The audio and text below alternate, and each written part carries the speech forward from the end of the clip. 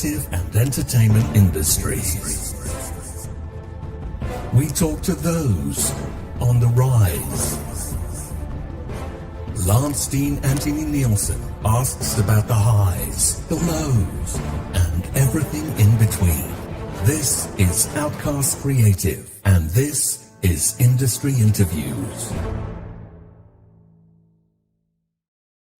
Hello, welcome to Industry Interview 146. Now, 145 is actually next Monday because I booked that one first. This interview has happened very last minute. It's quite impromptu because I saw a post by a dear friend of mine that they had a play coming up. And, I like to support people when they're doing their own projects. I could see it was their own project. I didn't know what it was about.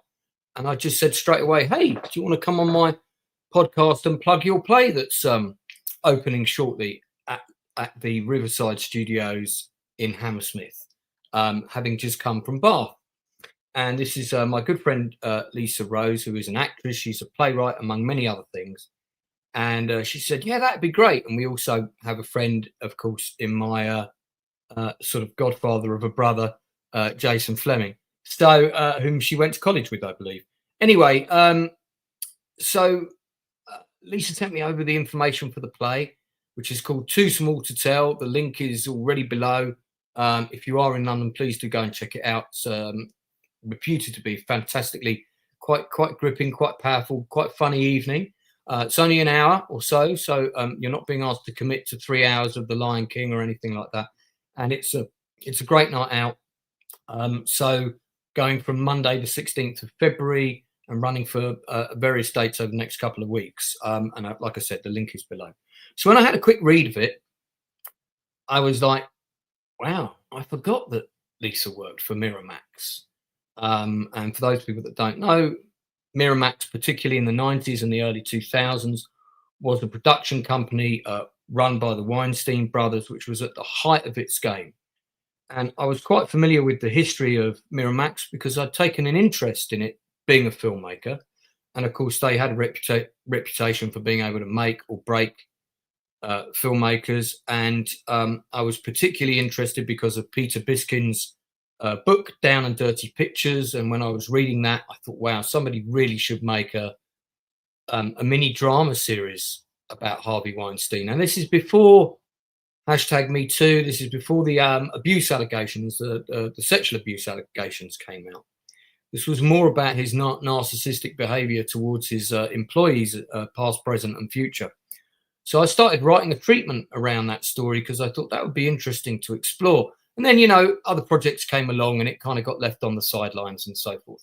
And I sort of forgot all about it. Then another documentary came out I think it was sort of the late 2010. So it might have been around 2008, something like that. And it was called Overnight. And that was about a filmmaker, you could argue, not the nicest individual. And it sort of followed his rather meteoric rise and then very quick fall due to his arrogant behavior. But he was also a filmmaker that was in the stable of Weinstein. And so that documentary, again, gave me more of an insight into how Weinstein operated and reminded me I must come back to that project at some point.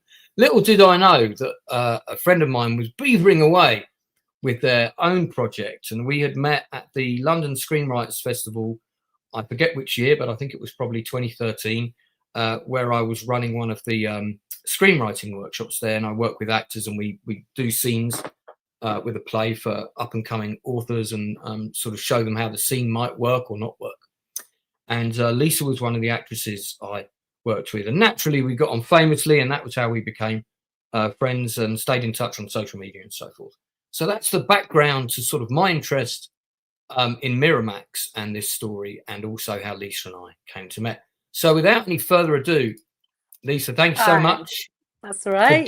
Thanks for giving you up your time, coming on the channel, and also here to talk about Too Small to Tell, which is a great title, by the way. And is the well, it's meant to be like, when is a story too small to tell? But obviously there's another innuendo people have picked up, but it's just meant to be, when is a story too small to tell, or when is a story big enough to tell? It was like I was a little person in a big scheme of things, and never felt I was important enough.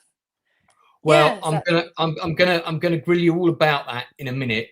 But as is tradition with industry interview guests that I have on here, I'm going to ask you a lot of quick fire questions, just so that we can get a sense of your own cultural imprint, if you like, the things that impacted you culturally in the world of entertainment on your own little journey. So my first question to my guests is always, what film did you see on the big screen first that you can remember? Probably your parents took you to see as a kid. Actually, it was my sister. I used to go to this. I used to go with my sister on a Saturday morning to Saturday morning cinema, where they'd Yeah, always have like these I games. remember. Lance, I don't know if you remember. It's like there'd be a prize under a certain seat, and they'd call out the seat number, and you'd see if you got the I prize. vaguely remember that happening once. I don't think that was a common thing in London cinemas, but I do vaguely remember that happening one We did that, and time. It was also we like a used to card and you had do to this pull it thing out. where we'd watch the film once, and then we'd hide behind the seat and stay there and watch it a second time.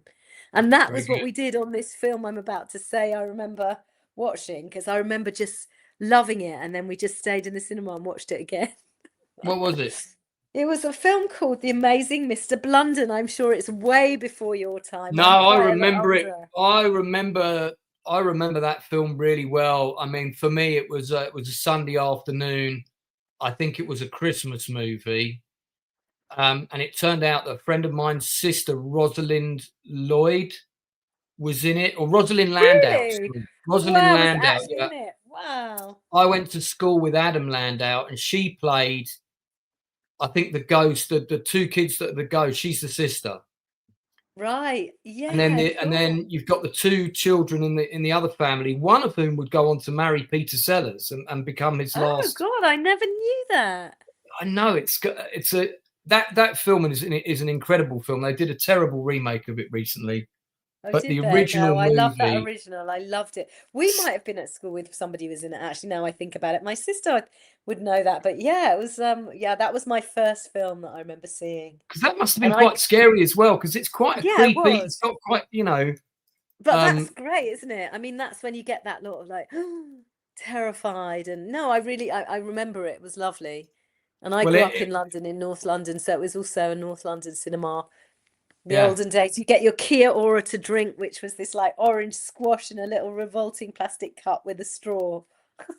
It was almost entirely shot at Pinewood, and I won't go down too big a rabbit hole on this, and that's my friend's sister. Oh my God, how funny! Yeah, and I had a massive crush on her. I had a massive crush on her, and little did I know she lived 2 roads away from me. And I thought that is such a I thought she probably lived in Hollywood or something, And then Diana Dawes was amazing in this as well. It was a very scary film when you're little. Yeah, but great, And that's Lynn Frederick on the left, who would go on to marry Peter Sellers. Oh wow, amazing! Yeah. She's sadly no longer with us, but I think Gary Miller, who played her brother, is still around. Mm-hmm. Yeah, I mean, it's. I've talked about this film with other people. Oh, you'll have to come back and we'll do a stream about. We'll have to watch it again. You and I will nerd about it for a couple of hours. Yeah, I mean, the thing is, you obviously know so much about everybody and everything that's in these films. I would watch it again. I'd like to watch it again. Actually, now I've thought about it. I don't know. I know that much, but I am a massive film nerd. So in case it's not obvious from what's on behind me. What was the last film that you? These are supposed to be quick questions, so I better speed up now. No, entirely my fault. What was the last film that you paid to go and see on the big screen? Well, I went about 2 weeks ago and saw something called Rental Family at the cinema. Oh yes, I've seen it. Yeah, where he's an actor, and Brendan Fraser. That's right, Brendan Fraser. Where you like he's doing lots of role play, which rings true with, because I've done loads of these role play jobs where you have to play different things. I often work for hospitals and playing patients, or I work for the vets and do role plays there as well. So but actually it's kind of, it goes a step further, doesn't it? It's funny, but he's like having to play like the absent father so that the kid can get into a school, because she needs both her parents to come, but the child doesn't know.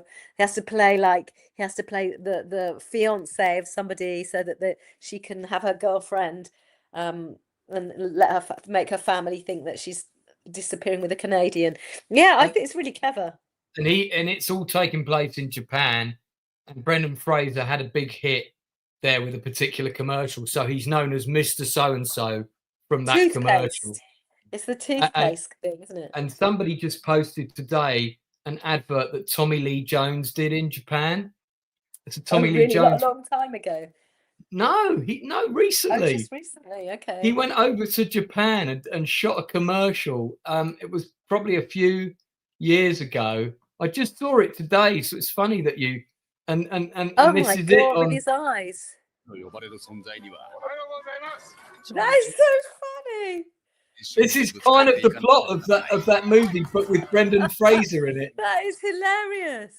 Yeah, I mean, who would have thought, Tommy? But apparently they pay Hollywood stars. Yeah, hey, you come and do a commercial in Japan, you're talking big money. You know, I'm sure. So that's kind of mental. Okay, moving on.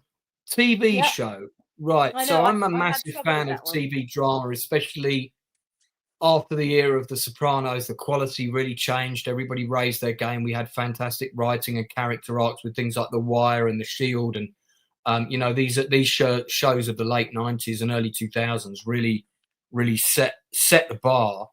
I wondered, as an actress, have you seen a TV I have to say drama? that I Hang on. I haven't finished the question yet. I got ADHD. That's all right. As an actress, have you seen a TV drama where you've gone, wow, I would have liked to have been in that? And obviously you've watched the whole thing because it's such good quality. So something where you've gone, oh, I really want to be in that. Loads of things. I think that's one of the downfalls of being an actor. You're jealous of everybody. It's like I watch everything and I'm like, I want to do it. I should have done it. It can be difficult, that. And I once heard a lovely story about Derek Jacobi getting really upset that he didn't get the part in Lord of the Rings. It's like, how come I didn't get it? And Ian McKellen got it instead of me. And you just think, oh my God, even when you're that famous, you still get a bit upset when someone else gets a job. But anyway, so I had a bit of trouble deciding, and I like things that are sort of character led. So and probably quite gentle female led things. So there's a TV series called Rita, which is Danish, about a teacher, which I totally love, and there's loads of it. So I used to really enjoy that. There's also Pernilla, which is more recent, which I also loved. So they're all foreign. And then there's, of course, Families Like Ours. Did you see that one? It's also Danish. As if the whole idea is that Copenhagen is closed. They have to kick everyone out because it's about to go flooded. Yes, so they I did kick see everyone that. out of there. It's really clever. And it's quite ominous. It's like they just decide to close the country and move everyone out, and then have to find jobs elsewhere, and you can't find jobs elsewhere, and there's just a really harrowing bit where the daughter, she's got divorced parents, and she doesn't know whether to go with her mum or her dad, and the dad's the more sort of, he looks like he's got more prospects because he's richer and he's got a French wife and he's got a great job. I remember it. And then she, at the last minute, decides to join her single mum, but the boat's gone. So she gets onto a dodgy boat, and you just think, oh my God, she pays a lot of money and then suddenly she's on this dodgy boat and you're just like, oh no. But I thought that was really good. Yeah. I remember that show, and she ends up in some sort of temporary detention centre thing when she arrives, and then there's all kinds of schemes to get out of that. And it's really quite brutal. There's bits of it that are quite brutal, but you kind of think it's probably realistic, and it's sides that we don't see, stuff that we don't see, and that idea in the imagination that you can just kick everyone out of a country. Well, I think it asks the viewer the question, what if you suddenly were forced to become an immigrant? That's what it exactly does. And you just go, it's really clever, that. I think I like things like that force you to think in another way, which is sort of a bit really why I did my play. It was initially the thought of how certain brains work. It just really baffled me. And how could you make those brains work a different way? What would you have to do to show certain people, or try and teach them empathy, or, actor or actress that you haven't worked with yet that you would most like to work with, and you can have one of each if you like. Oh God, you didn't prepare me with that one. No, some of them have got to be a surprise. I can't tell you all of them. Yeah, okay. Jodie Foster, I've always really admired and loved everything she's done. That Yeah. would be incredible to work with somebody like that. Well, actually, do you know what? I'd really like to work with. I know it's Phil Daniels. You know, he's Yeah. like Phil Daniels is. He's local as well. You know, he lives in You know, I'm in I've Camden, and I've I met just him think, several have times. you? He's been interviewed on this channel. Oh, has There's an interview. he? There's an interview with him on this Oh, I'll channel. Yeah. have to watch it. I'll Sorry, have you to mean watch it. Phil Davis. No, I don't. I mean Or do Phil you, Daniels in or Phil Quadrophenia. Daniels as in Phil Daniels as in Quadrophenia. Quadrophenia, yeah, him. I have met And him. I haven't interviewed him. Yeah, he's I have met local. him. He's local, and actually, one of my characters in my play, I sort of base a little bit on. I've based my because I'm playing about 8 different characters. I think that it's really important to have somebody in my mind that I'm thinking of, and one of them I think of him. So I yeah, I love just think his he could play the part. I love his food critic in the drama series Holding On, which is one of my favourite BBC drama series of all time, and it's kind of I'm based gonna on write that down. shortcuts. It's yeah, he's really good. He's really good in that. Fantastic. Yeah. All right, let's move on. So Okay. I'm gonna take you back in time a little bit to the beginnings of your career, and for the benefit of the people watching, Lisa, not long after graduating drama school, which I think you went to with my bestie. 85 to 88. Yeah, I was there 80. Jason was the year below me, actually. Oh, bless him. Yeah. The eighty wee whippersnapper. So you graduated from there, and you're out in the big wide world of acting. Did a few things.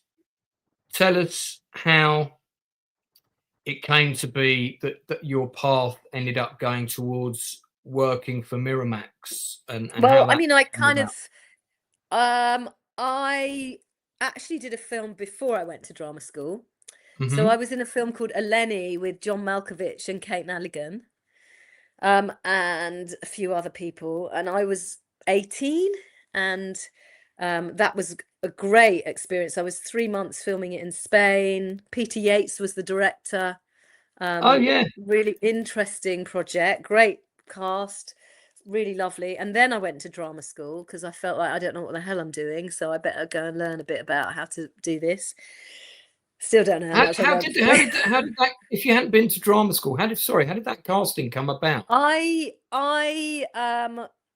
had, well, if you really want, it's a long old story, but when I was a Give us kid, give when I us was give us the 7, short version, because I don't want I to was spend too much my time mum on was it. putting us in with a you know, elocution teacher who was also an agent in North Right. London. And when I was 7, I was in The King and I with Peter Wingard and Sally Ann House, and 2 of the other little Chinese, Siamese kids Right. were Frances Raffel and Alison Raffel, who are Sylvia Young's daughters. So then Sylvia Young hadn't quite set up her. There we go. She hadn't quite. That is all Kate Nelligan. Yeah. Hadn't quite set up her school yet, but her big famous school that she then set up, Sylvia Young for Kids. But she knew about me from that, and I was doing youth theatre at the Cockpit, and there was this Greek film being made, and they needed to get somebody who looked Greek. So I came in and I was his sister. It was John Malkovich's young sister. There's lots of scenes which have all the sisters in it. So yeah, that's how I did that. This may surprise you, but I saw this film at the cinema in the West End when it came out. Really? Yeah, and that was the only place you could see it, because from what I remember, it didn't get a wide release. It didn't. That's right. And it was also banned went, in Greece. Yeah, I went up to the West End especially to see it, because I was a big fan of Malkovich already. And I also liked Linda Hunt. She'd not long been in June. So I was a bit of a fan of Linda Hunt as well. She's great. She was great. I recall this movie was, I haven't seen it since then, but I recall this movie was pretty good. I got my leg, I was the one who got my leg burnt. So basically they kind of do a whole scene where that's me up there somewhere, where they burn my leg. So yeah, it was interesting, and it was a whole new thing for me. But it was good. So that's how I started doing that. And then I went to drama school. Okay. And there I am. That's me there. I'm in that one. That's me about to get my leg burnt. Right. See? Okay. So you're My leg okay. I out see. there. Yeah.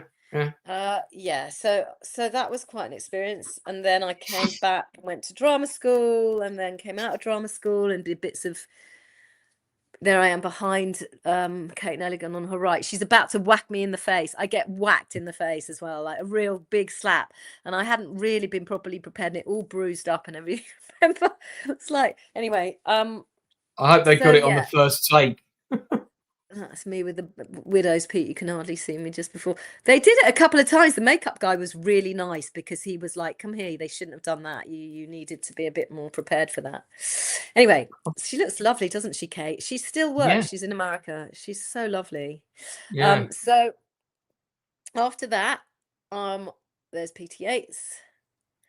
I come back. was You trying to came get back. work, came back, went- went to drama school for 3 years, did a TV series, actually a lot. It was a BBC thing called What's Your Story, that was a kids TV series. Did that, did a little bit of theatre, did Edinburgh Festival, went off to America and ended up working in restaurants, did a play off Broadway at the Worcester Street Theatre in America. That was lovely.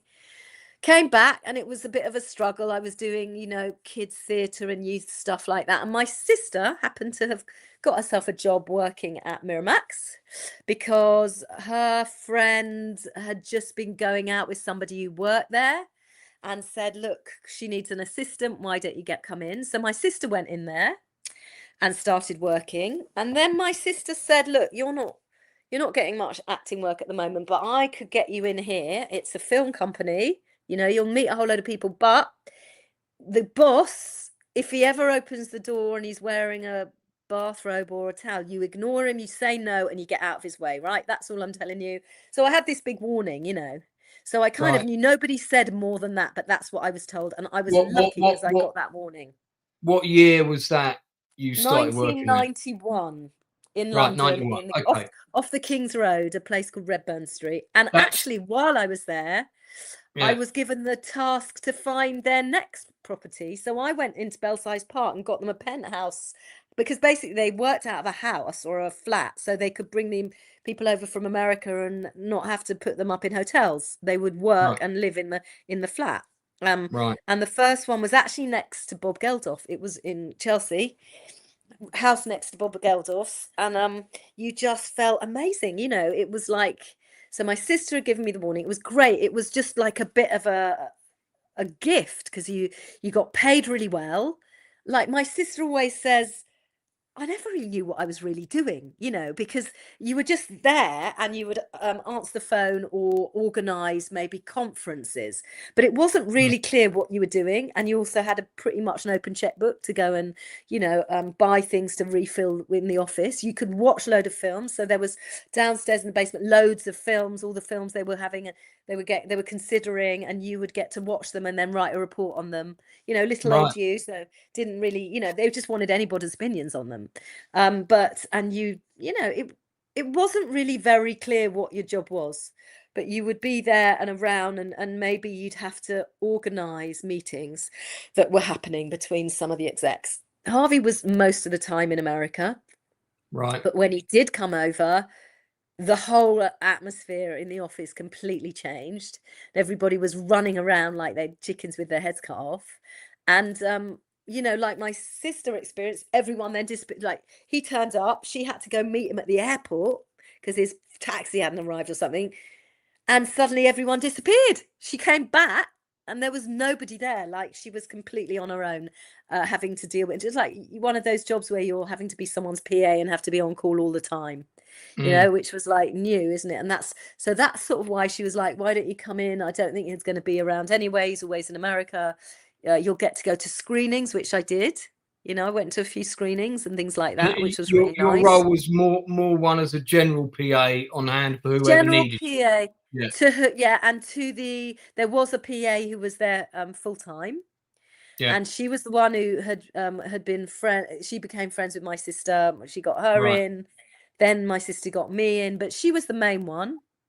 Right. And she's completely disappeared now, which is what also prompted me to write this play, like the question of why, where, what happened there, because you want to find everybody, don't you, and just have a big old gossip about it all. But even now, people have disappeared, and Anyway, so yeah, that's basically what my job was. I got paid nicely. Sometimes I remember having to pay other people. I also remember stars coming in. I remember when he was there and he'd have meetings in that office, which was a house basically, that people would come in, or rising stars, like, and they'd sit there and you'd be faffing around and bring them coffees and things like that. And, you know, anything that he would say or somebody would order you to go and do, you just go and do it. I do remember thinking slightly in the back of my head, this is slightly strange because you're working out of a house, you know, but it wasn't really. It was like American. It's the way they do it. You know what I mean? It felt like, look, it makes sense. They're saving money because they're sending people over. When you think about the costs of renting offices in a W1 address, that probably made sense at the time, depending on the size of the house, I guess. But if it's, you know, got space for several small offices and also accommodation for visitors to stay over, that would have saved them a small fortune, I would. Yeah, that's how they said. Not unheard of. Might be seen as unorthodox when the company came so big and successful later, but for a small growing company, you know, people running businesses out of homes, very common, especially in film production. Yeah, well, I was also, you know, very young. You know, I'd left drama school. I was 85 to 88. So you were in your early 20s. Early 20s, and to be given this position where suddenly you're going around with estate agents to look for their new property, and you've got a huge budget, and it has to be, you know, some lovely big penthouse that they're going to work from. You know, that's really felt quite nice. And also getting a nice wage packet felt nice. And also knowing that you were somehow associated with this up and coming film company that everyone wanted to be a part of and everybody wanted something to do with. And there I am. I mean, I do remember feeling, but I'm an actress. I'm not working in I don't want to just be an assistant. You know, what good really is this going to help? How's it really going to help me? But then you look at the phone book and like everyone was in that phone book. Yeah. You know?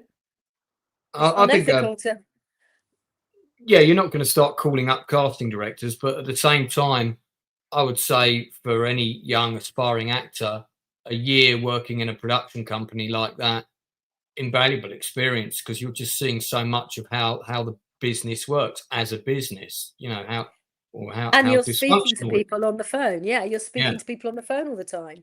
And like, you know, delivering scripts to play to people and meeting the agents, you know, and seeing how it all works. But there's a very strong hierarchy. And I was aware of that. And I was like, oh, so I'm the assistant, aren't I? And that's what I'm looked at as. I'm the little lonely assistant. And I suppose I didn't want to be, you know, and I was hoping that it would be useful.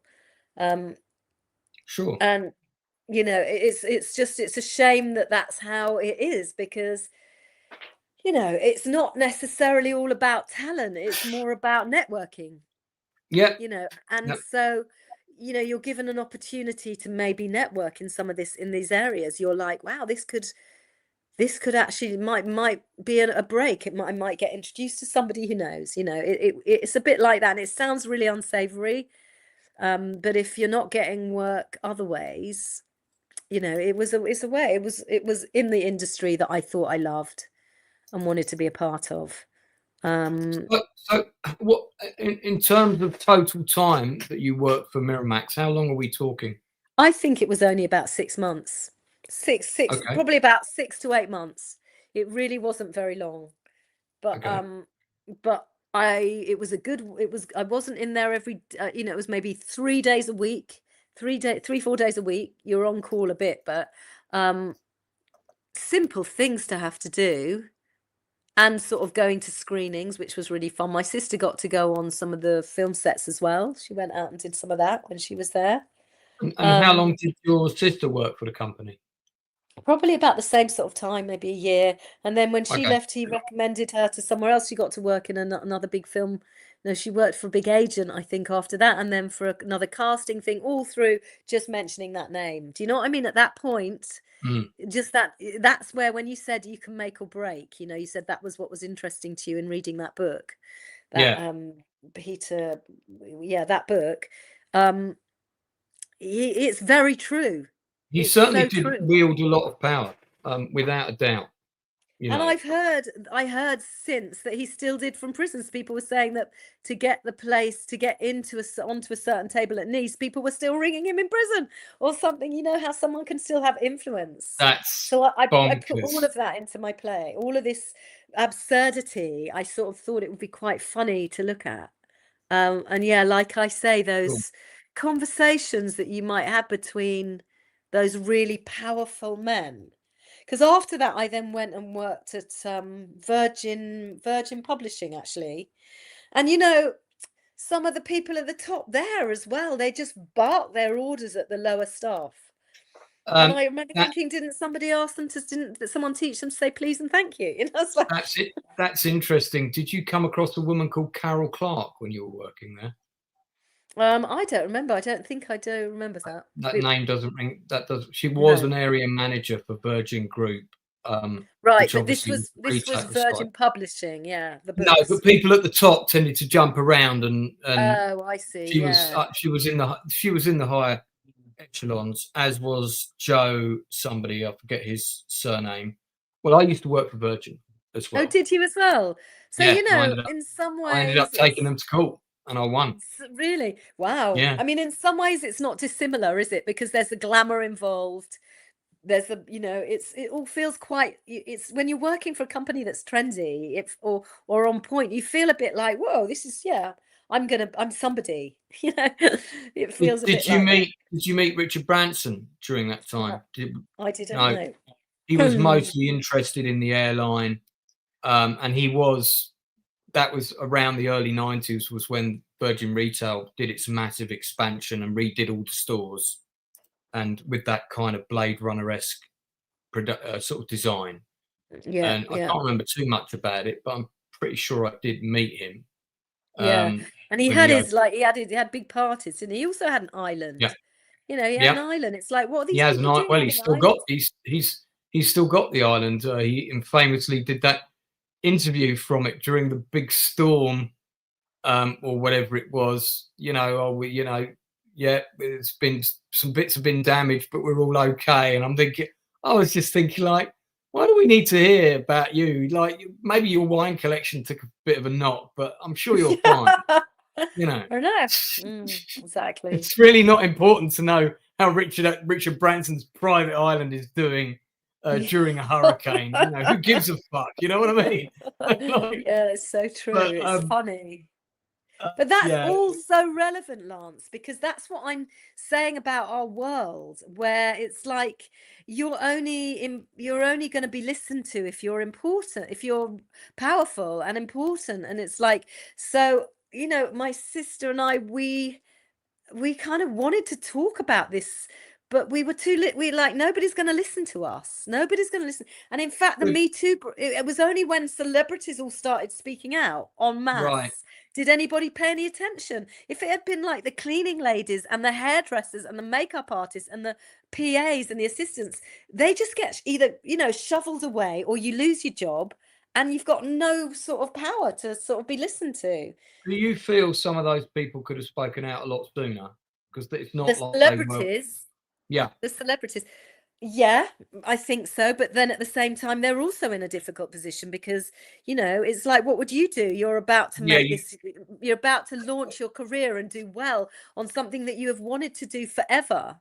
You know, and I mean, I spoke to quite a few people about it to sort of try and gather stories to put into my play. And there was a guy, a really lovely, very honest employee, American, who was over here a lot when I was working there, and he remembers lots of stuff, you know, and he was so honest to basically say that he sort of knew what kind of a guy Harvey was, because you couldn't avoid it if you were in his, you know, sphere, because the shouting and the screaming and the terrifying noise, and, you know, very abusive towards his employees.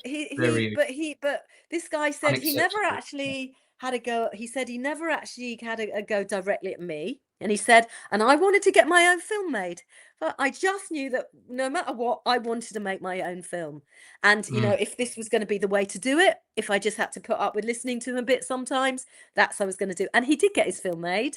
And then he gave up filmmaking, and he felt guilty. You know, he says in one of the interviews I did with him, I feel bad about my involvement in all this stuff. But, you know, at the time I wanted to get my film made, and that's what you know, he also said, you know, Harvey wasn't all bad. Why did he give up filmmaking after that? I think he just found it. He wanted to just go. He settled down and got married and moved out, and just wanted to do something completely different. I mean, maybe it was partly. I think a lot of people, Lance, probably stopped.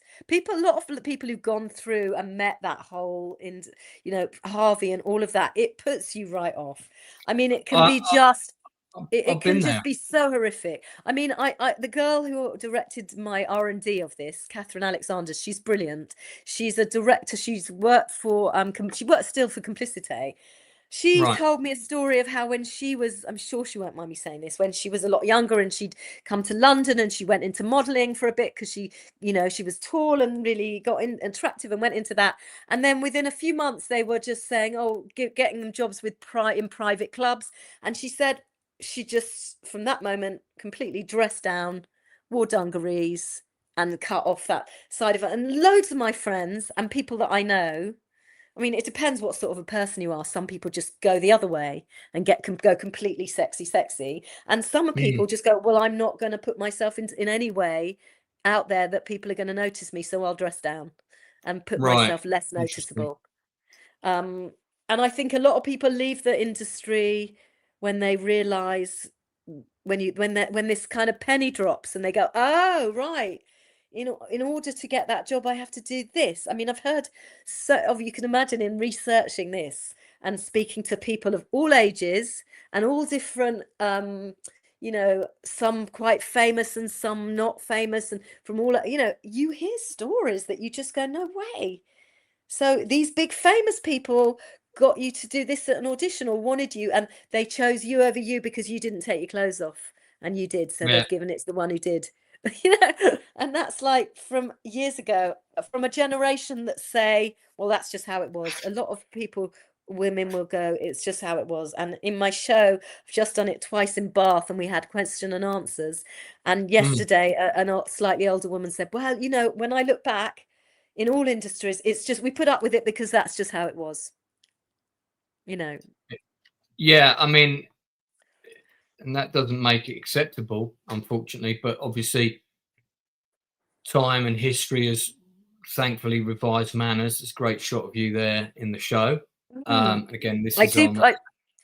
Yeah, sorry, go on. Thank you. No, just to remind people, it's on at the Hammersmith Riverside over the next couple of weeks. Tickets now available.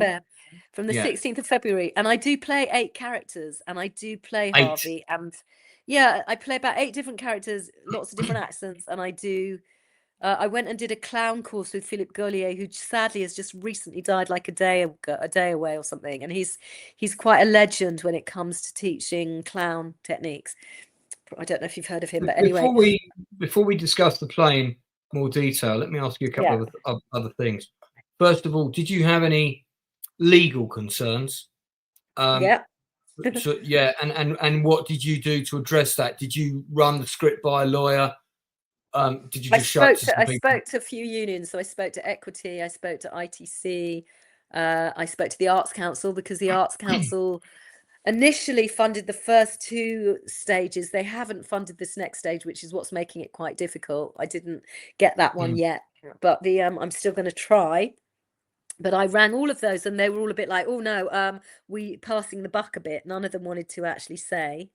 And then I did speak to a lawyer. I spoke to my cousin, who's a lawyer, who basically said, look, the guy's in prison and his reputation is you know, it's not like he's got a reputation that's going to be saved. So they're not going to come after you. But I must admit that in this version, it's not just him I'm referring to. I'm referring to Andrew and Trump and various other people in a little film at the beginning. And that does make me a little bit nervous. But luckily, the theatres that I've gone to, like Bath, say that they're not controlled by anybody. They can put on what they want. Yeah. So, and they Well, like doing we're stuff that's a bit political and challenging. And Riverside, sure. I asked them as well. If I said I'm a bit worried, and they went, "No, it's fine." Well, we're an apolitical channel here, so I don't want to have a Trump discussion because I avoid talking about politics on this channel at all costs because it's just divisive. And I pride myself on the fact that I have panelists on my chat shows who come from all sides of politics. Yeah, brilliant. Because what I'm unites not us is our interest in films. So I don't really care who they vote for, but if they want to come on and talk to me about how much they like Die Hard, I'm quite happy to have them on because that's what connects us. But isn't that interesting? Because somebody in my question and answer yesterday said that he was worried about now all the films he's loved in the past. When he looks about, if they were Miramax films, does it taint the way he looks at those films? Should he not watch them anymore? So that's it's interesting. You're saying you're not going to be affected by politics, and I agree. But at what point do you go to get this film made? What did people go through? Yeah, I mean, listen, I think if a film or a show is attached to a particular scandal that has absolutely horrendous ramifications, there's so much content out there. I'm probably going to vote with my wallet and not watch it. I'll be quite frank about that. But I'm not going to not talk to someone on social media because they have differing political views to me. That's kind of what I was saying. Yeah, and what connects us is our love of film and cinema and TV shows and that kind of thing. Storytelling. And storytelling, exactly. And I think, I've had people make assumptions about my own political views and people say, Lance is a lefty or whatever. I'm actually not. I'm not I would not put myself in a particular box because I don't agree with all the policies of the left. I also don't agree with all the policies of the right. It's not that simple for me. I will talk about an issue and tell you where I stand on that issue. That doesn't put me, because I say something about that particular issue, that doesn't mean I'm going to vote for that party. Do you see what we're getting off on a bit of a tangent? So but it isn't, because all I was going to say is that the only reason I use these guys is all to do with my play, right? Go for it. So as in these people that I have little clips of, some of them are filmmakers, they're just talking about their views on women in my play at the beginning. The clips I've got of Trump or of Andrew or of any of them, it's their attitude to women, which relates to how I think certain males, their whole moral compass, and we had this discussion yesterday about whether it's innate or whether it's learned, is looking at women in a certain way. Yeah. And that's what got me thinking about my play, because I was going, these men have wives, have mothers, have daughters. So where does it come to, where does this all start? What do they would they all want their own daughters to be in a room on their own with the other of these men? You know what I mean? Yeah, if they're all such great pals, would they want their 18-year-old? Would they want their 18-year-old in a room with Harvey Weinstein if they're great pals with him? So this is part of the thing that I look at and I try and bring up, and I'm trying to be completely neutral as well. I'm not judging. I'm just saying this is how I've seen it, and this is how it is for me. I kind of on purpose I don't judge. I just show it. Well, I think there's a great phrase, isn't there? Absolute power corrupts absolutely. And I think one of the things we've learned about off the back of the Me Too movement, and that certainly the positive things that have come out of it, and of course the Epstein files and all that stuff, is that people in those levels of position of power basically view the people and the world and the people in it as their playthings to do with what they choose. And they also see themselves, and this is the same, there's a connection here with the post office scandal, which, as you know, I did the play about. The people involved in that see themselves as above the law. I know there's a public inquiry and everything. None of them are expecting to see any prison time, because the likes of Paula Venables and all those people, they all expect that they're above the law somehow, that it's okay for them to behave in this way and send innocent people to prison and destroy their lives and stuff like that. It's exactly the same sort of behavior. It's the same. It is the same in all industries, and it's also not just men. You know, we interviewed lots of people, and we heard lots of stories. And actually, I spoke to John Malkovich because he was in that film, and he was in London playing Harvey Weinstein like a couple of years ago. Oh my God, yeah, he was, wasn't he? It called Bitter Wheat, which was a David Mamet play, and he very kindly gave me and Paula a couple of hours of his time, and we went and had a tea with him. And did he remember you from the movie? Did he remember? Yeah, you he did. I basically. The best bit of that story is that I went and dropped a little note backstage going, "You won't remember me, but here's a picture. We were in a Lenny together. I was playing a sister, blah, blah, blah." And then he phoned at home. I was like, don't recognize his number, picked it up, and I got, "Oh, hey, this is John Malkovich. Is that Lisa?" I was like, "Oh my God."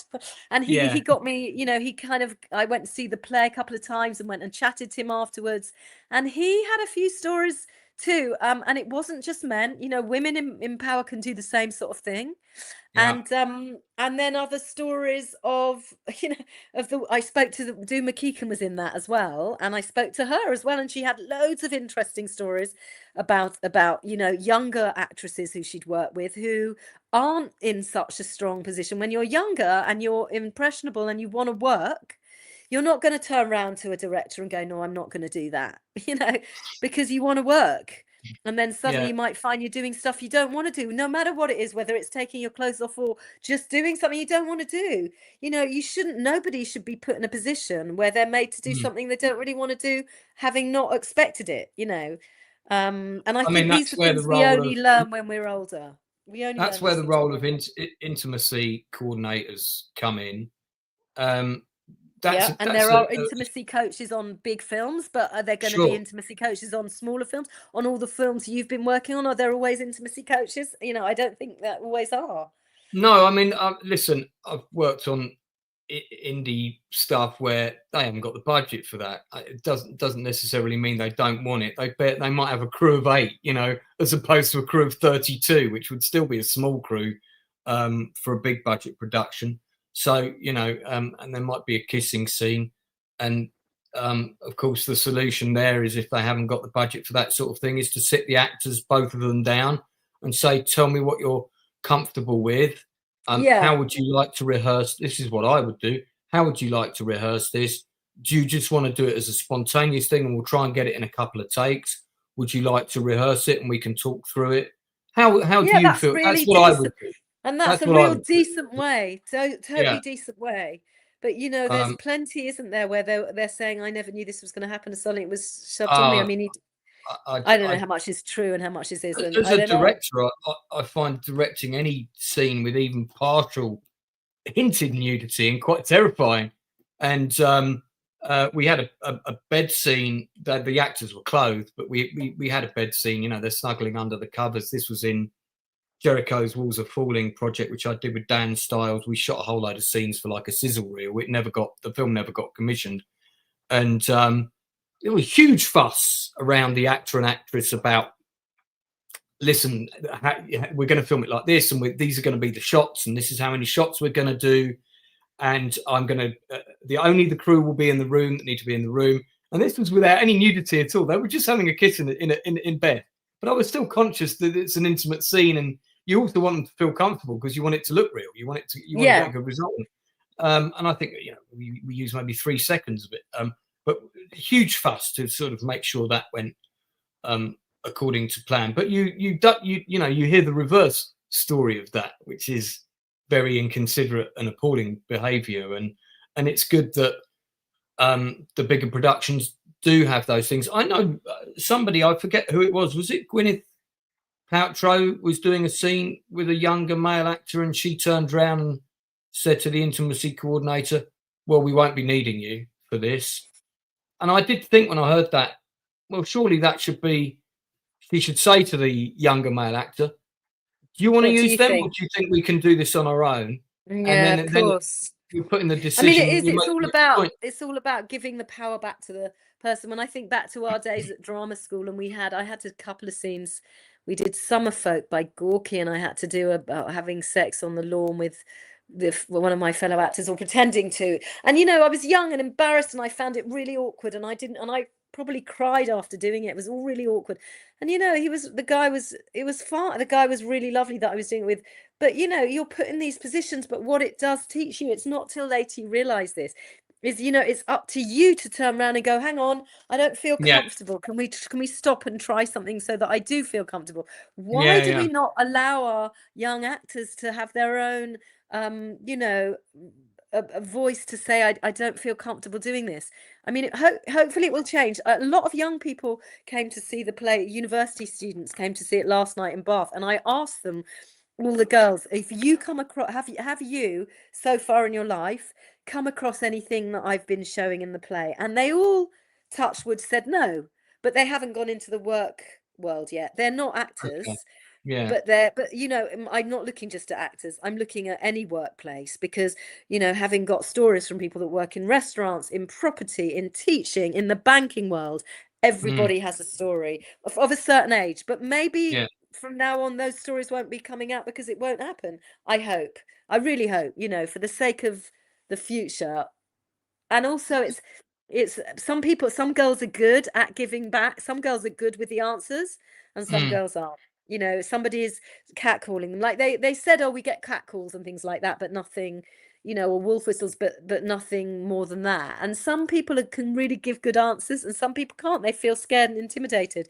And these are all trauma responses that we look at as well in the play, like the freeze, fight, flight. Fawn is another one, and flop. I don't know if you knew about fawn. It's when you smile to appease the person so that you're not going to get hurt, but you're looking like you're wanting everything, but you're just smiling to stop them hurting. That's one. I feel like I've done that a couple of times in my life, but under probably slightly different circumstances. But okay, that's interesting.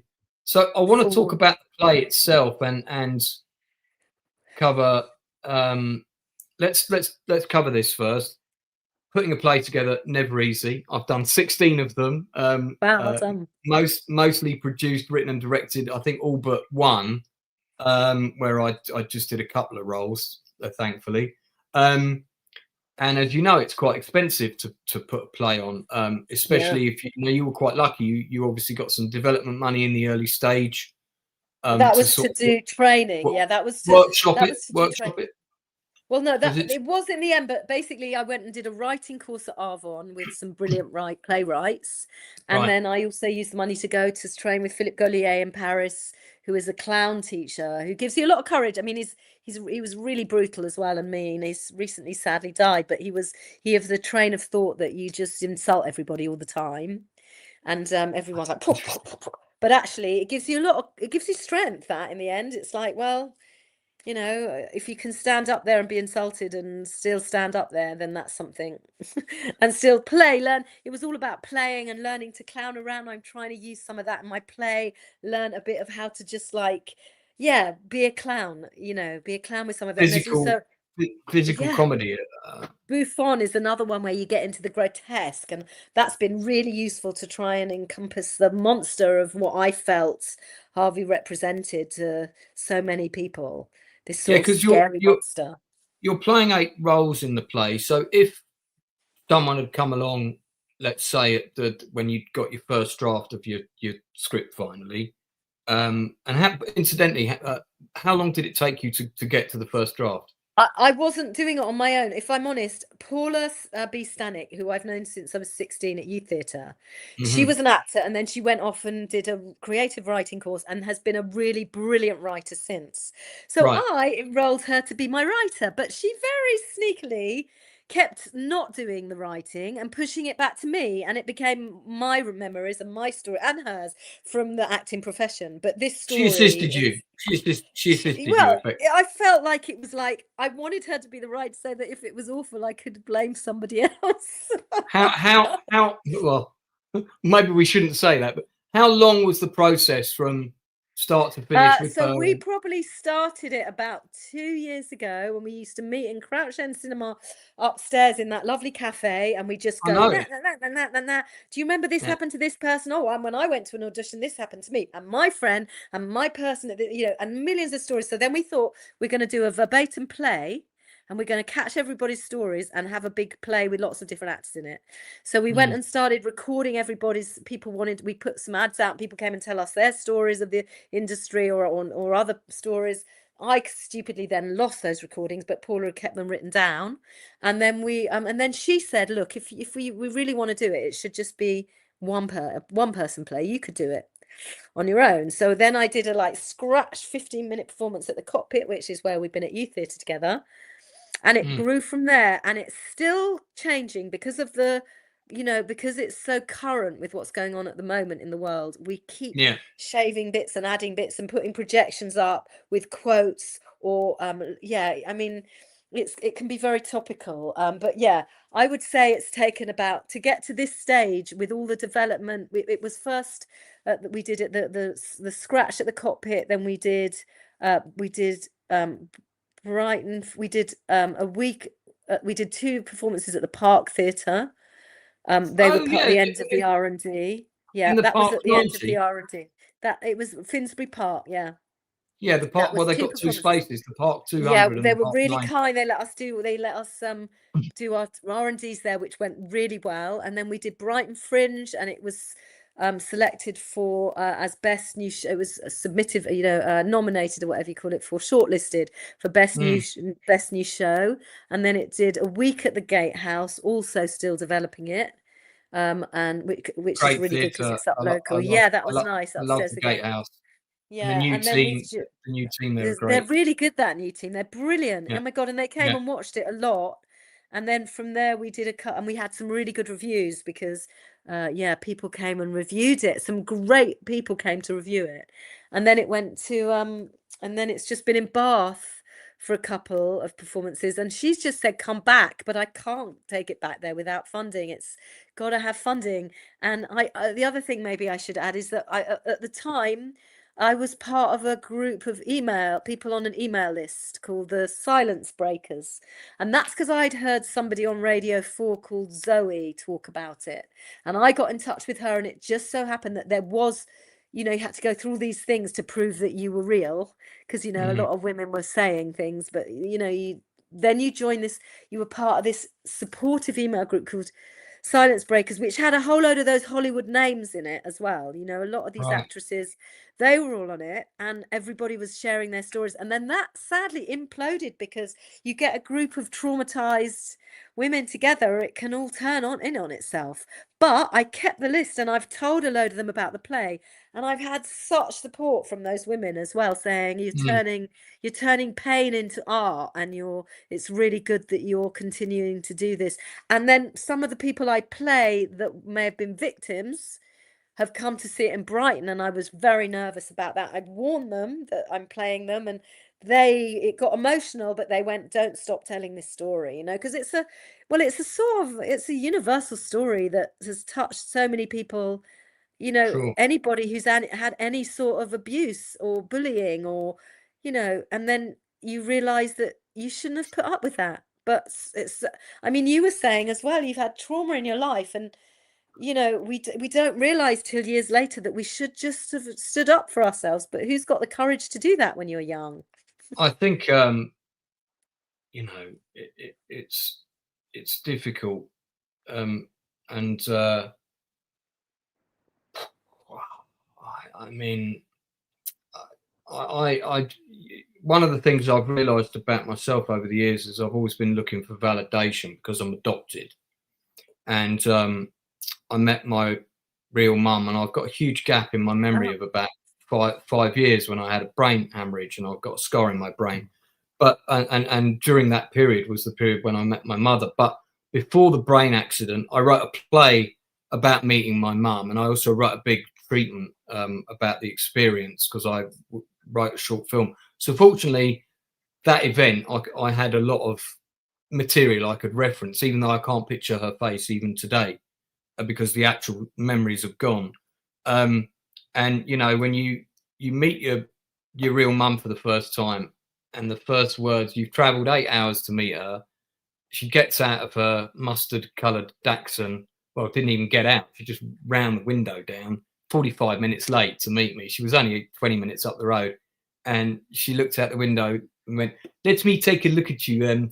You're a bit skinny. You're nothing like your brother." And that was pretty much as good as it got for the next 2.5 days. And, you know, I didn't realise how much that event, the whole 2.5 days of meeting her, where basically she kept telling me how great her other son was and I was a bit shit. You don't realise how much that impacts you until later. And I think I went through a lot of my life looking for validation in the wrong places. And, you know, so it's, yeah, I get it. It's very tricky. Picking up on one thing you said about the people coming to watch the show who'd been through some of the experiences firsthand. I'll never forget the first night we did the post office play, which was back in 2021 or something like that. And basically 4 postmasters came in, and I'd seen them on the telly, so I recognised them straight away. I hadn't spoken to them. They came and sat on the front row like this. Oh my God. And with very, very hard faces. And I was like, oh, fuck. And I was in the play as well. So hard to... Yeah. And you're telling their story, and it's a massive, massive responsibility. And you don't know until you do that first night with those people in the audience whether you've done a good thing or whether you've done a bad thing. And you know that if you go up to them in the bar afterwards and they turn around and say, "Well, sorry, we didn't like that very much," you're probably not going to want to do the show again. So it's kind of all on the line. And fortunately, I could see by the end of the first act that they, because we also had a lot of humour in our show, just like I know is in yours, and which is also a delicate balancing act. I could see that they got the tone of the piece, and they could see that we were using the humour to engage the audience, but pulling them in and telling them all the serious issues at the same time. And that's a very, very effective thing to do as a playwright, but such a delicate line. And it when is. you get And what happened is the girl who I play, basically I carried that guilt all the way through, having worked there. And and I was so nervous about her coming to see it, because there was also a connection. I had been going out with her cousin, and that's how I'd got her the job. And she came to see me just before in the Tech in Brighton, and it hit me like this emotional. I just like got really emotional, and then I did the play, and then at the end I thought I couldn't see her, which was with her sister. I was going, they've run off. I was like frantically running around trying, have they gone? Did they hate it? Are they really angry that I've told the story? And then then we all saw each other. They hadn't gone, and we all had this big hug. And she then said, "Don't stop telling it." Yeah, and you just think, I feel like I can tell it because I wasn't in the firing line. I got away without being assaulted, but I know stories of people that were, so I can tell it because I want to do it on behalf of them. But if it had been me, it would have been a lot harder. I think it's a lot harder if it's your own, this is my story, but I wasn't raped or anything like that. You know what I mean? No. I can tell it because I'm not, it's not something that's my trauma. My trauma is that I feel guilty about the fact that, well, you'll see. I don't want to give too much away, but no, but you were there. You were in the environment, and that's probably enough to make you feel guilty. Yeah. And the one thing I remember clearly was being told when I was working there, like maybe 3 months in, "Oh, Harvey's, did you not hear? There's been a out of court settlement." And I'm like, "What does that mean?" "Oh, well, he was caught with somebody in the lift, and in, to keep her quiet, he's given her lots of money on a out of court settlement." It was those are all terms I hadn't really knew or thought about or anything. And it was all a bit like, oh God, well, that's really got nothing to do with me, does it? I'm just a little assistant doing this here, and that's just rumor that everyone's talking about. Hush, hush. But actually, that should have been highlighted and pointed out, and somebody should have gone, "No, this is wrong. Let's expose him." But you're not going to. This is the man that's paying everybody's wages, and you know. Well, I mean, one of the things I wanted to ask you, and I mentioned obviously this book before, and it's a golden lesson for anybody aspiring to work in film production, especially if you're thinking about upping sticks and going to LA. I mean, look, at every level, whether you're independent or whether you're going to go and work for a studio, film production is not only hard and challenging and difficult just in terms of getting a film made, but the people you're dealing with, it's a cutthroat business. It's full of sharks who are all looking for ways to screw you. I've been on the receiving end of it. It was a huge factor in the responsible for torpedoing my marriage. And if I could go back in time and not work in the industry, I would do that. I would, yeah. Wait, seriously, but you're you seem to love No, it but so much and the woman, so passionate about it. No, but I was also in love, and the person I lost as a result of being in the industry meant more to me than the industry. Okay, so I've lost sound now. Oh, have you lost my sound? Okay, hold on. I can't hear. Let me come back in. No. Can you hear me? Can you hear me? No? Okay. Oh, this happened last time. So, okay. So, hold on.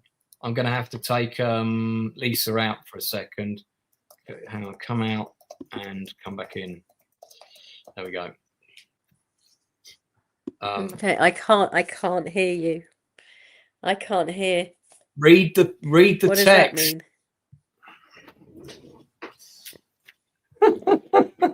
Hold on. There's my pen.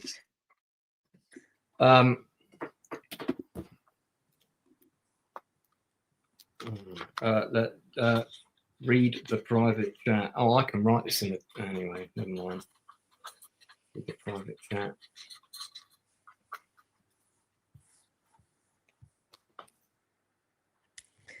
Read the private chat. Okay, where's private chat? I don't know where the private chat is. Wait a minute. Where's private chat? You're in this present. Right, so I'll put this up on... Come out and come back in. Okay, cool. Yeah. Okay, I'll do that. Okay, so I'm just going to take Lisa out for a second because this happened before.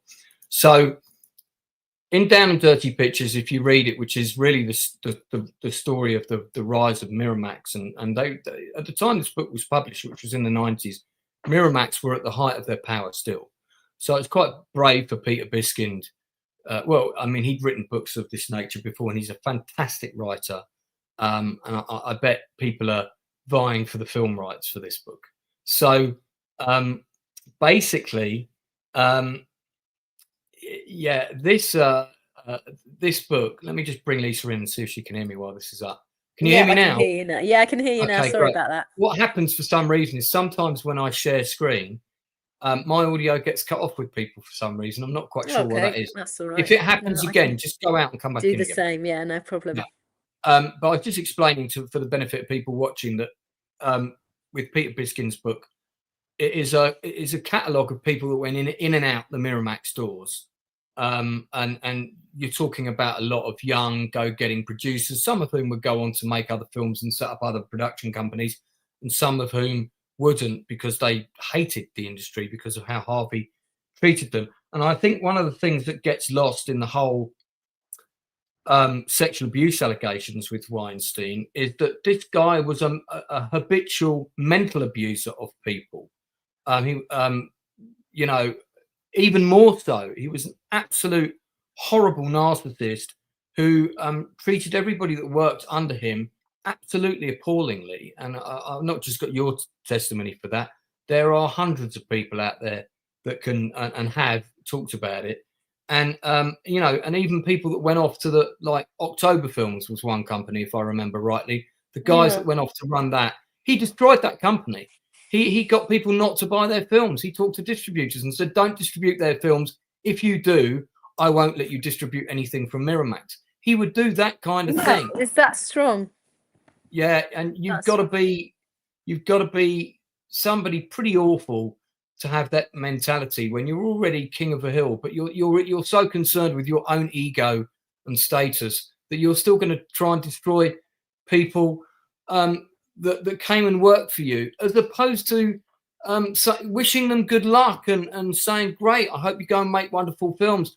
you know, I hope you mention me in a speech one day. That's what he should have been like. Yeah, I mean, it makes me think actually of yeah, I mean, it's just the way it made me think of. So it's interesting, that book, and it's interesting what you're saying about the whole industry. Yeah. But when like I said, the first scratch night I did of this at the Cockpit, the guy Dave Wybrow, who's the artistic director, he watched it and he went. It was only 15 minutes of what I was saying, and basically he said, "Yeah, I'm interested, but what you're trying to do, you've made something that makes us want to hate the film industry. But if the industry was so hated, why does everyone want to be part of it? And so you've got to think about that. Everybody, it seems like something so many people want to be part of this inner circle, don't they? There's a film set, there's this, you know, it's something that, so if there's got to be something there that everybody wants to be part of, so it can't be all nasty. And that's what's interesting, isn't it? Sure. You know, you saying that if you'd have known, you wouldn't have got involved in, I don't know, would you? It's such an appealing thing. Well, no, that's not what I said. I would say, I said if I could go back in time, i.e. have a time machine and go back and do a do-over, after I met my then wife, I would have said, I know what I would have done. I would have said to her, right, you and I are going to run a YouTube channel and we'll forget the film industry. That's what I would have done. And we would have probably made quite a decent living at that, as a lot of couples did. And ironically, she suggested that we did that she suggested that I did it at one point, and I said, why don't we do it together? And she didn't want to. She didn't want to be on camera. You know, and eventually I did do it a few years later, and here I am doing it now. Right, doing it now. It's brilliant. When I should have done it in 2017. I should have started it in 2017, but it wasn't quite sophisticated then. You know, I mean, it's great that we get to. What I like about this and these frank discussions that we can have is that the bastards that are out there, and I could do a whole separate stream about people that rip people off, because that's what happened to us. And our film never got made, and it had massive consequences, this particular production, being that it was a true story World War II thing, and a whole load of veterans were waiting to watch it. And we had interviewed them. Oh, God. And then I had to call them all and say the film's not happening. And they're all dead now. So, and that was on me. And I felt I had failed them. And I still think that to some degree. I mean, I know it's not true, but you know, I can't help it. It's just how it is. And and you had all good intentions, and it's not your fault that the green light never happens. I mean, that's the thing, isn't it? You can never really be sure, and it's always the people at the top with the money that are making it, that are making these decisions. And it's funny, those memories that I think my play looks at what you remember and what you don't remember as well. And you know, people block things out. People are always blocking things out, and you know, I remember I think, and I can't remember whether it was from the film or from a TV series, being put in a car with a producer at one point, or getting a lift back from a set with a producer.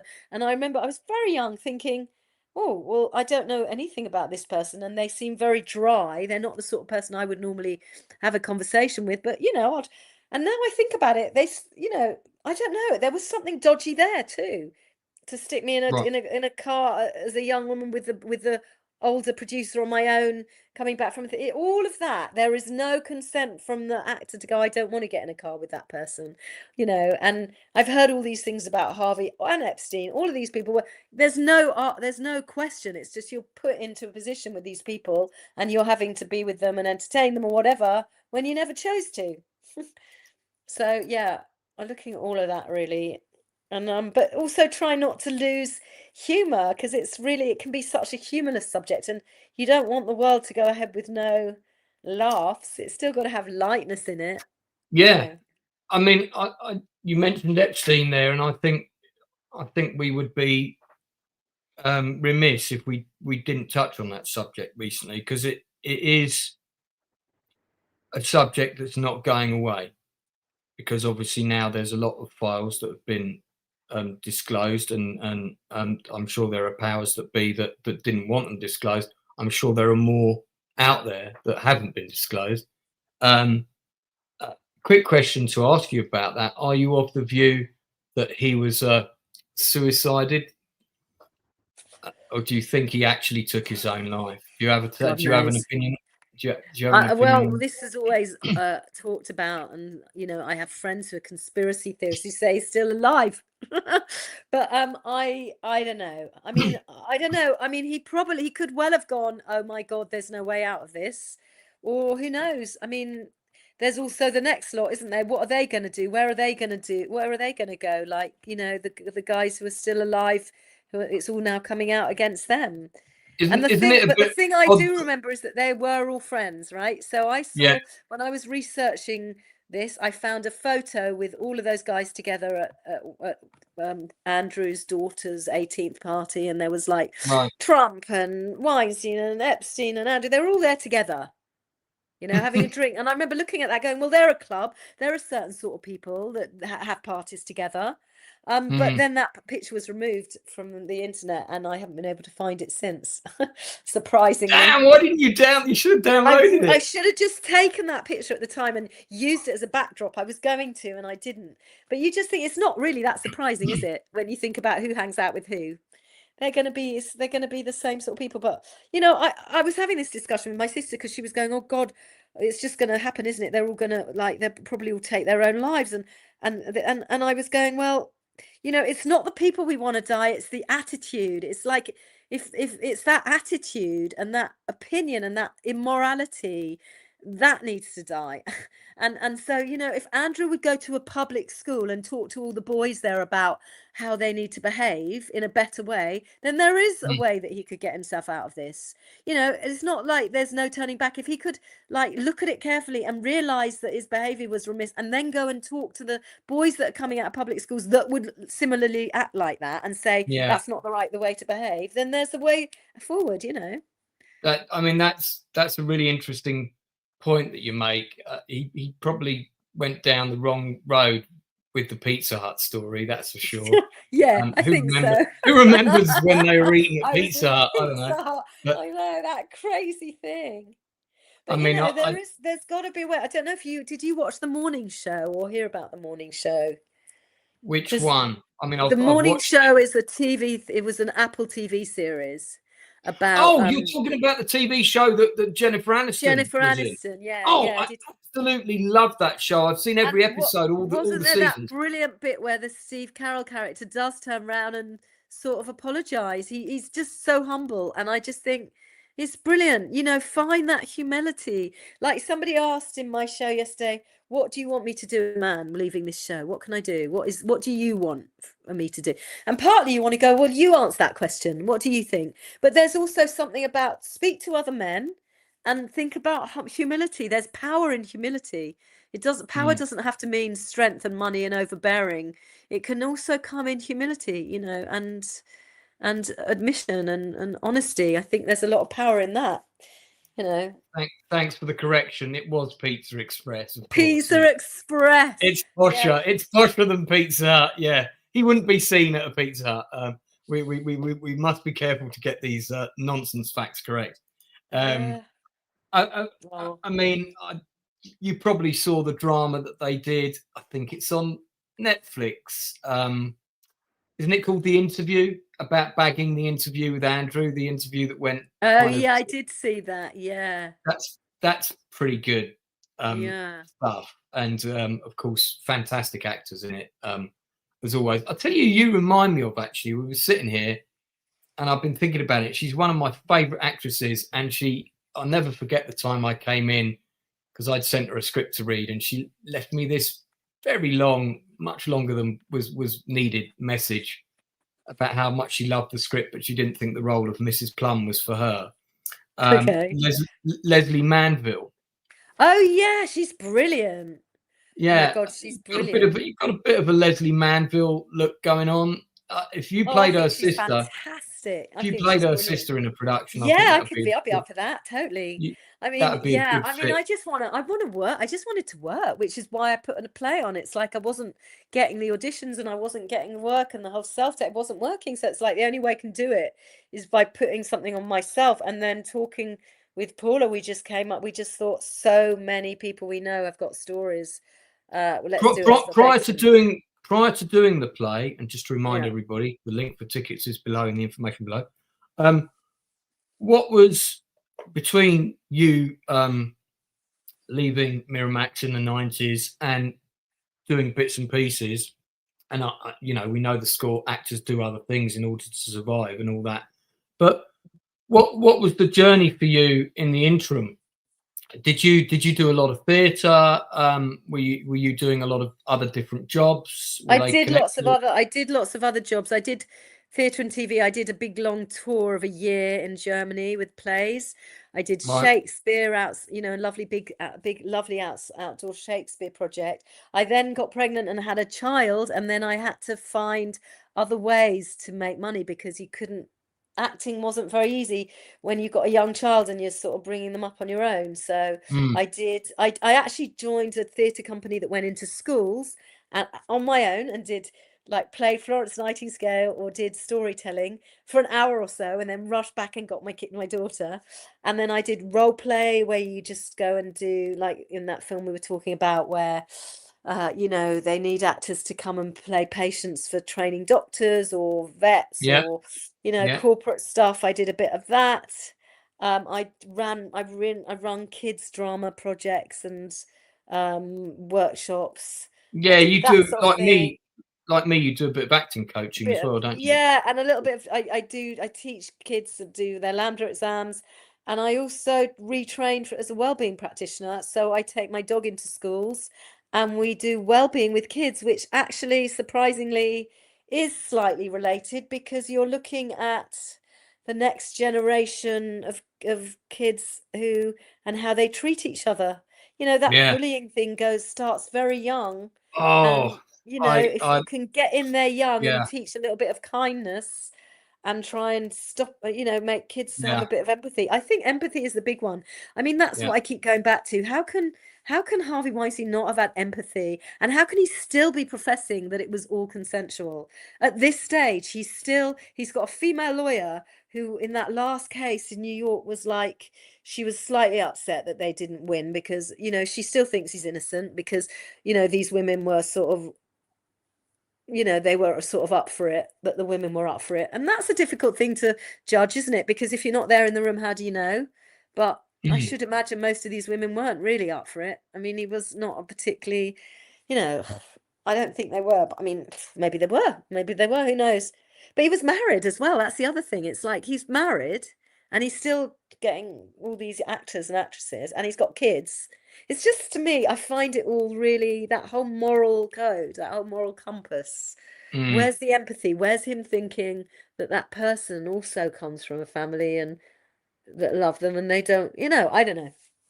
Well, my understanding is he's unlikely to get out alive. I don't think, well, unless he's pardoned by the president of the country.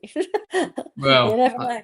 Hey, I mean, I guess that could happen. I'm, let's not go there. But no, we won't go there. But before we wrap up, and thank you so much for. No, thank you. I'm really enjoying my first ever podcast. Oh well, really I feel quite honoured. I'd like to ask you about a subject, because we're talking about this on the channel. It's coming up a fair bit these days, and it's quite a contentious subject for creatives, especially in the film industry, and that's AI. And the leap that's happened in the last 6 months, let alone a year, of the sort of little mini vignettes I've been seeing, people making their own Star Wars films and this, that, and the other. Now, a lot of the stuff is terrible rubbish, but there's one guy that just made a movie. He's in the movie. One of my panelists went to see it today in the cinema, and he basically created most of the film with AI, put himself in it, obviously wrote the script. But, it's mostly him in one room and things of that nature.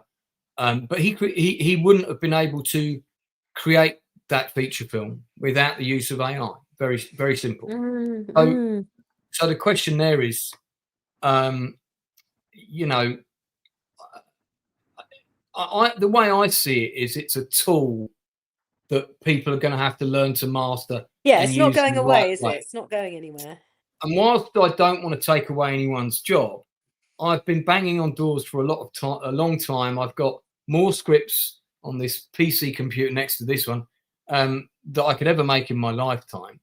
And I'm thinking, if AI can help me make some of those scripts, or at the very least help me make pitch decks for those scripts, like animatics and things, like it's going to look like this, then obviously it's a tool I should probably learn to master somehow. But there's going to be a fine line there between, okay, maybe now I want to make an animated feature, so I'm going to use actors to do the voices, but I'm not using animators because AI is going to do it all for me. Where does that? That's when the line, I mean, that again is a bit blurry. It's everybody's individual choice, isn't it, along that? Because I've got one friend who's got a film company, and he's like, well, it's here, it's here to stay, and it's about asking it the right question. We have to think carefully about the questions we ask it and what we want it to do. He's an actor as well, and he's very for it. You'd be surprised, but he's very for it. And then I've got on the other scale, the people that I've been working with. I also didn't mention Liz Rankin, who's directed this, is an amazing artist. She was a choreographer for years and works for the RSC and for Shared Experience, and she's slightly old style with the way she does things, which was why I love it. And Paula, with the writing, we kept trying to work out the last bit and how to end it. And it was getting very frustrating because we couldn't quite get the right words. And I went, just let's put it into AI. And she went, no way, we're not doing that. We're not doing that at all. Didn't want to just figure out that those last sentences I was going to say. It wasn't going to happen. She didn't want that to happen. And I think, there's something about being purists with your art and your creativity. And it depends what your art is. I mean, you'd have to learn the art of the whole AI if you want to use it for that bit at the end of your thing. But it's when people hide behind it and pretend that it isn't what it is. I think it's fine. It's like anything, isn't it? So you put your hands up and go, this bit is created by AI, that's fine.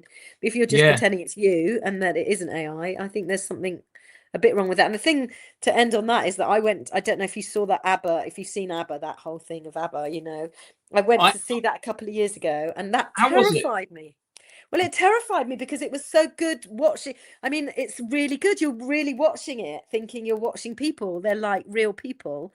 And then you're left with this sort of empty feeling where everyone's cheering these people that aren't really people. It's film.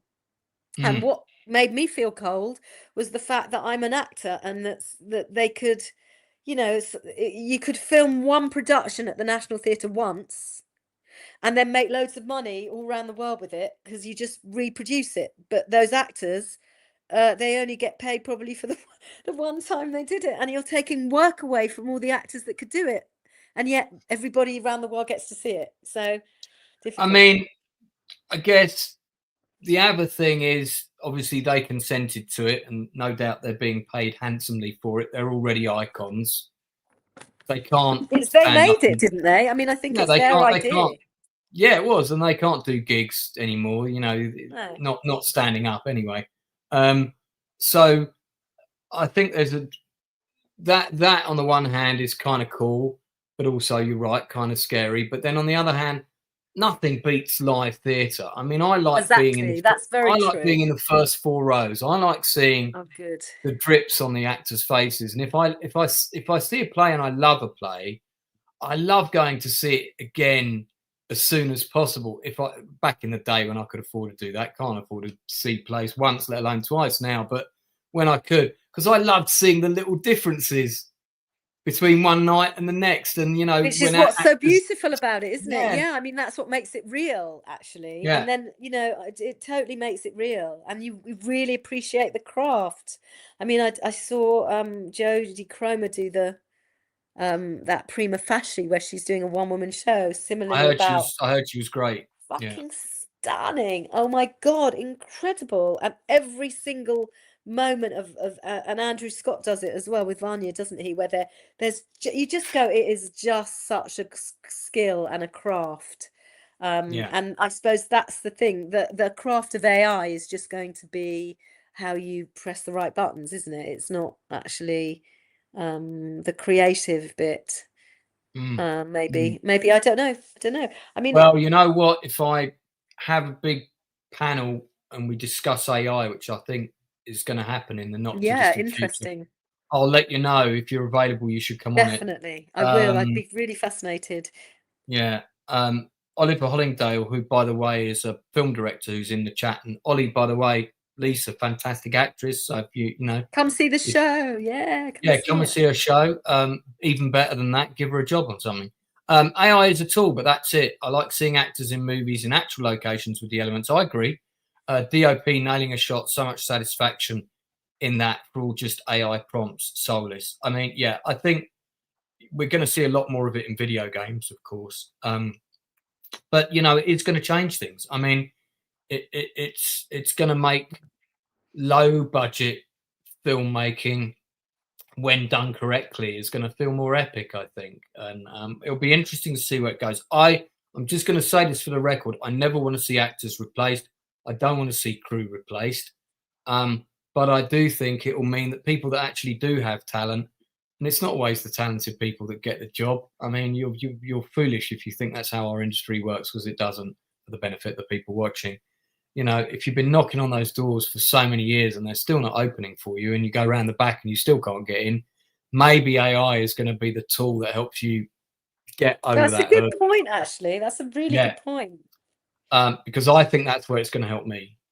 Because the only limits for me are my imagination, and my imagination is limitless because I've written so many scripts and so many different genres and things like that, and I love doing stuff that is difficult for me. I liked writing an Asian Bollywood musical, which was a feature film that I wrote in lockdown, that we all read in lockdown, that I had a full Asian cast. They loved it, and they were like, "Can't believe that you wrote this, Lance, and you don't come from our culture." And I was like, well, I learnt about it because that's my job as a writer. Yeah, absolutely. You know? That's what I think about for actors too, when they say, oh, you can't do that because you're not from that blah. You go, well, an actor's job is to learn about it and play somebody else. Yeah, I totally agree with that to 2000%. And, you know, best person for the job at all times as well, regardless of background, etc., class, all of those things.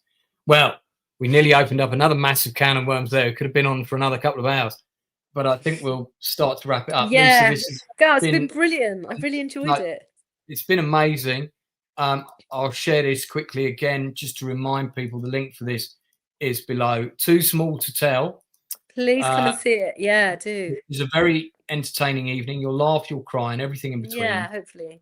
It is on at the Hammersmith Riverside Studios, starting on Monday, 16th of February. You've got various performances. Most of them start at 7:15. And then it's only an hour. It's only an hour. It's only an hour. And exactly. There's a bar there. There's a bar. And what do you drink, Lisa? What drink should people be buying for you at the bar? Well, half a pint of any lager would be nice. Half a pint of any lager. There you go. Proper working class girl. Half a pint of any lager. Mine's always a Pinot Grigio or a Chenin Blanc. Very nice. But never Sauvignon Blanc or Chardonnay. Don't buy me that one. Chardonnay. Ever. So good to see Adrian. Lovely. Well, I hope to see people there. Please come and say hello. Please do. It'd be lovely. Indeed. All right. Well, thanks. Thanks, everybody. Thanks for the comments in the chat. We've had a few new people in as well. I hope you've enjoyed the podcast. Don't forget, there are 145 of these interviews on my channel. Everybody from first-time authors who've just done their first book to people like Ron Underwood, who directed the movie City Slickers with Billy Crystal, and he did Tremors with Kevin Bacon and the amazing late, great Fred Ward. We've also had producer Gail Ann Hurd on, who produces the entire Walking Dead franchise. She used to be married to James Cameron. She produced Terminator. She produced Terminator 2. She produced Aliens. I've got 3 of the top Hollywood stunt people have been on this channel. Debbie Allen, who's got over 500 credits on IMDb. Alan Graff, who's about at the same level. All people at the top of their game. And then I've also had people that are just starting out in that industry also. We've had actors at every level come on here. We've had directors, DOPs, all kinds. So do check out some of those other interviews. And as Adrian has said, and of course, Lisa Rose, right at the top of that list. So thank you.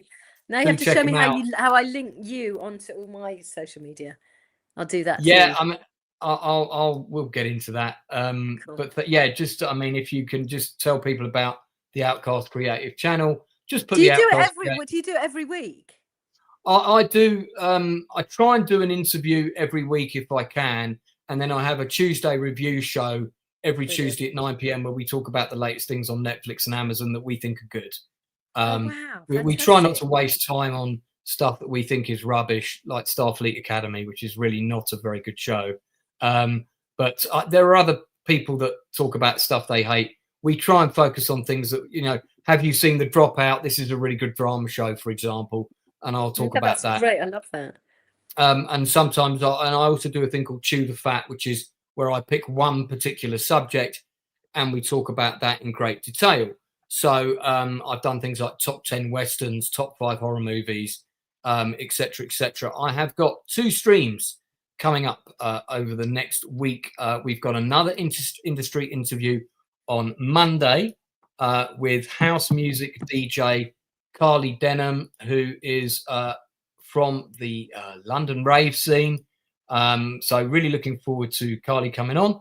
And I've already seen her play live a couple of times, and I'm going to be seeing her play live at Peach, where I'm also a dancer for Peach on stage. Who would have thought I'd be doing that at 50-something years of age?